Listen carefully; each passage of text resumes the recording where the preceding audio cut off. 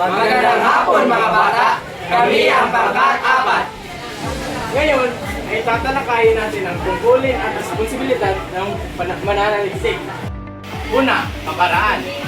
Bilang isang mananaliksik, dapat tayong maparaan upang matagumpay ang ating pananaliksik. Pangalawa, maingat. Dapat maingat tayo sa ating gagawing pananaliksik upang ligtas at malinis ang ating sulatin. Pangatlo, matapat. Ang pagiging matapat ay isa sa mga dahilan kung bakit magkaroon ng patas na pananaliksik at pagiging totoo ng iyong sinulat. Pang-apat, responsable. Sa pananaliksik at bilang isang mananaliksik, nararapat na maging responsable tayo sa mga bagay o bahagi na iyong pananaliksik upang dito maipakita na mabuti kang mananaliksik. Pang-lima, matyaga. Bilang isang mananaliksik, ang pagiging matyaga ay isa sa mga dahilan kung bakit mo matagumpay mong matapos ang iyong pananaliksik. Sistematiko ay tumutukoy sa maayos na pag-aaral ng mga larangan o disiplina na naglalaman ng mga layunin, mga kinakailangan at mga metodolohiya na ginagamit sa akademikong pagsusulat. Ito, analytical. Nararapat na analytical ang iyong pananaliksik upang ito ay malinaw at madaling intindihin ng mga mambabasa. Critical ay naglilinaw ng kakayahan sa pagsusuri, paghatid ng ideya, pagbuo ng masusing argumentasyon. Ngayon, dito naman tayo sa etika at responsibilidad ng mananaliksik. Una, kilalanin mo ang ginagamit ng ideya. Dapat na mas kilalanin natin ang mga gagamitin natin ideya sa ating mananaliksik bago natin ito isulat. Pangalawa, iwasan mong gumawa ng mga personal na observasyon. Iwasan mong gumawa ng mga personal na opinion at ang gagamitin na lamang ito ay ang mga magkatipuhanan lamang. Pangatlo, huwag kang mag-shortcut. Nararapat lamang na tama ang daloy ng iyong sinulat. Pang-apat, huwag kang mandaya. Isang krimen ang padaya sa pananaliksik. Sabi nga dito na dapat ka maging matapat sa iyong gagawin pananaliksik. Pang-lima, huwag kang kumuha ng mga datos kung hindi ka pinapayagan. Humingi ka muna ng pahintulot o permisyon sa gagawin mong pananaliksik.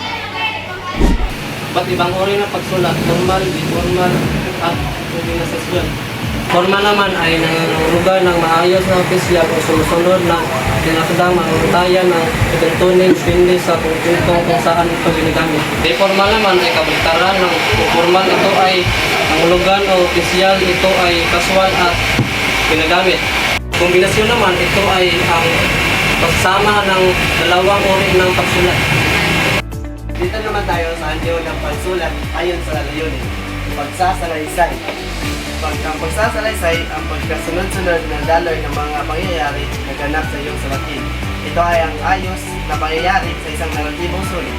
Sa madaling salita, sa anyong ito ay para kang sumusulat ng isang kwento. Lalarawan.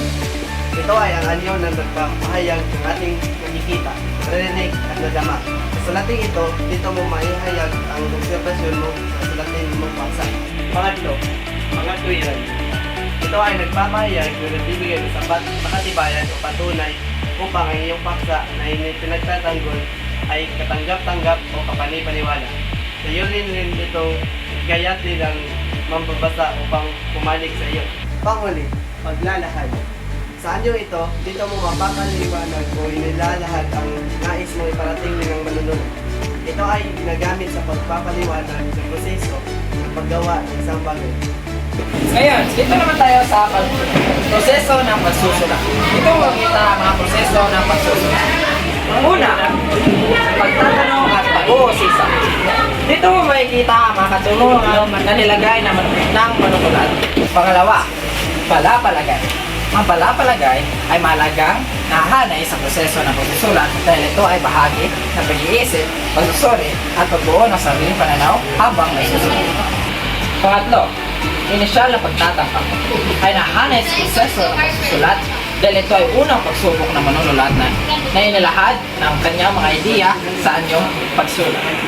Pang-apat, pagsulat ng unang borador. Nahanay ang unang borador sa proseso ng pagsulat dahil dito unang nilalatag ang manunulat ang kanyang mga ideya bilang batayan sa sunod-sunod na revisyon. Pang-lima, pagpapakinis ng papel. Kahanay sa pagpapakinis ng papel ang proseso ng pagsusulat dahil dito inaayos ang pinapaganda ng anyo nilalaman at wika na sulatin upang maging malinaw at maayos bago ito ipasa o ilathala. At ang panghuli natin ay pinal na papel. Nahanay ang pinal na papel sa proseso ng pagsusulat dahil ito ang pinakahuling anyo na sulatin na dumaan na sa revision at editing at handa na ipasa o ilathala. Dito naman tayo sa organisasyon ng pagsulat. Una, titulo o pamagat. Nagalaman ito ng salita o parola kung saan ang laman ng paksa ng libro. Pangalan ng sumulat, salitikan at iba pa. Pangalawa, introduction. Panimulang bahagi ng akda, panayam, sitasyon, gawain o kaganapan ng saan pinakilala ang pangunahing akda.